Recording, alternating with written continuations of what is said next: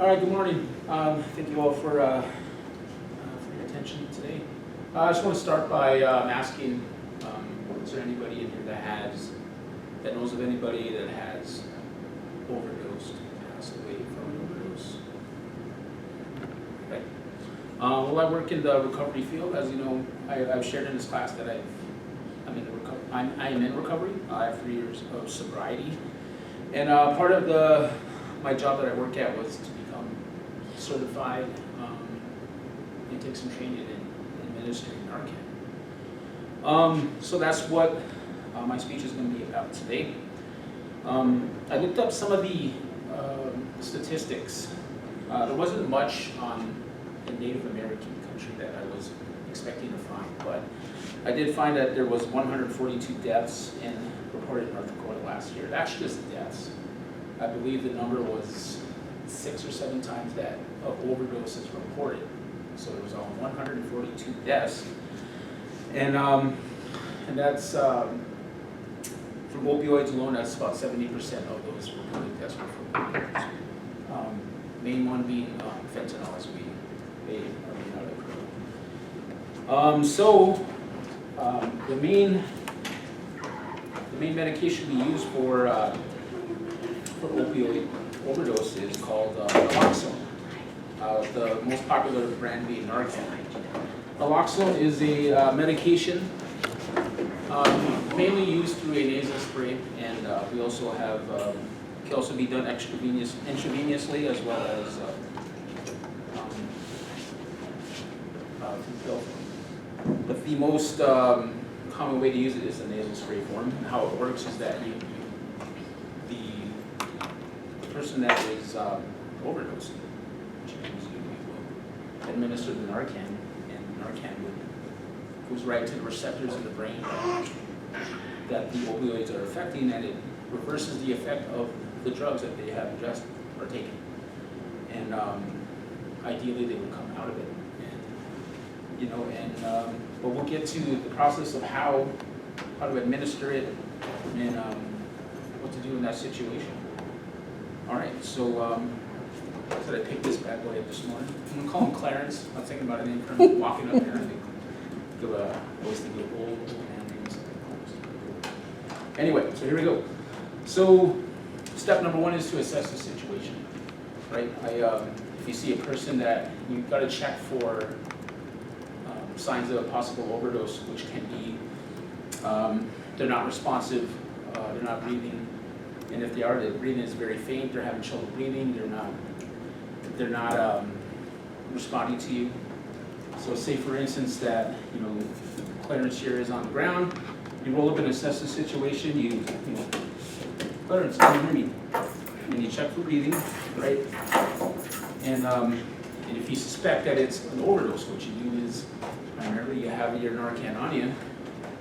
So step number 2, which is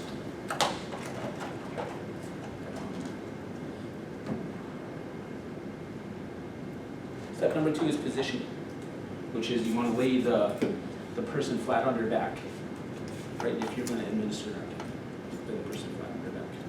That's going to cooperate too well with that, but we'll roll with it. Then step number 3 is the 3 Ps, which is called peel, place, and press. So you take the Narcan, react very quickly.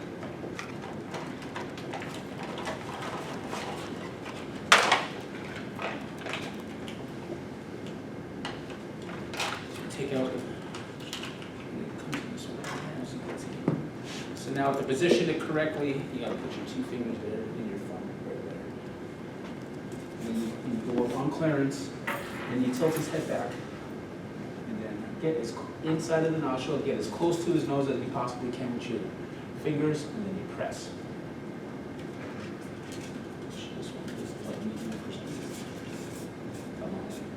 There it is. Now you wait for the Narcan to take effect, which can take, it varies depending on the severity of the person and how much they suggested, how long they've been possibly down. Sometimes they'll come out of it almost immediately. Ideally. So you wait around, you wait, and wait, and wait, and wait. And if they haven't come out of it in 2 to 3 minutes, you run it back. So most Narcan packages come with 2 for that specific purpose. So ideally, when the person is down, you administer that Narcan. And if they're not breathing, if you know the procedure of CPR, administer CPR.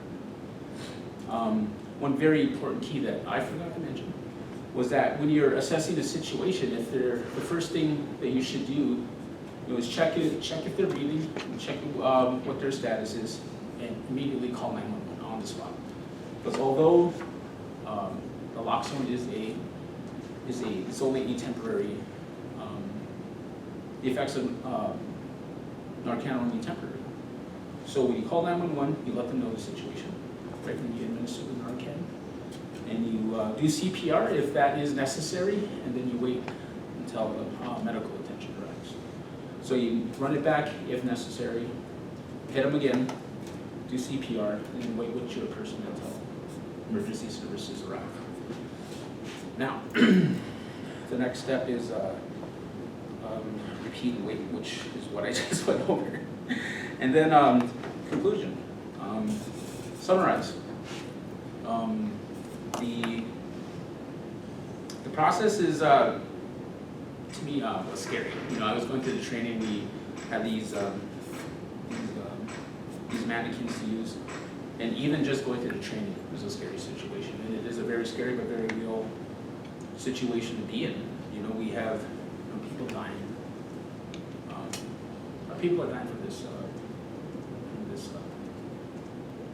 From overdoses. I know I kid. Just being in the recovery field, I hear about it all the time from not only from my home res, but reservations surrounding us. And there's always a story of, did you hear about so and so passing from overdose? And it's a very sad, tragic part of addiction. So very, I myself am very grateful that I'm in recovery today.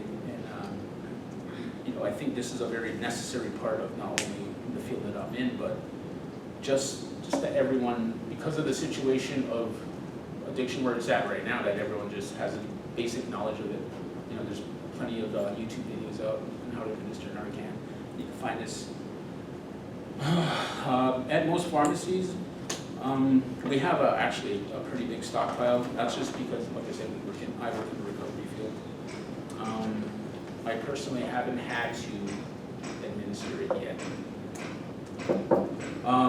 But I know that if it ever came down to it, I'm confident that I can, that I know what to do. And it definitely has saved lives. I know some of the guys that I work with that are also in recovery almost every one of them have a story that they themselves have overdosed and were brought back because of Narcan. And they're very grateful, for this little device.